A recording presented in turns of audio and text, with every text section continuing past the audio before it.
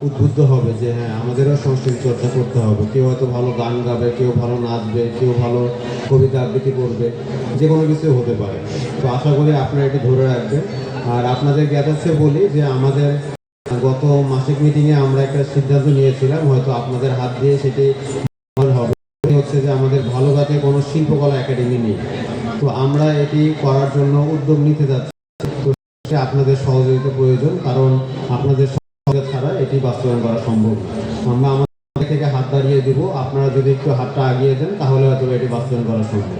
তো আশা করি আপনাদের সকলের সহানুভূতি পাবো, আপনাদের সকলের সাহায্য পাবো, এবং একই সাথে আমাদের পক্ষ থেকে মাননীয় এমপি মহোদয়ের পক্ষ থেকে বা প্রশাসনের পক্ষ থেকে যতটুকু করার সুযোগ আছে ততটুকু আমরা অবশ্যই করবো।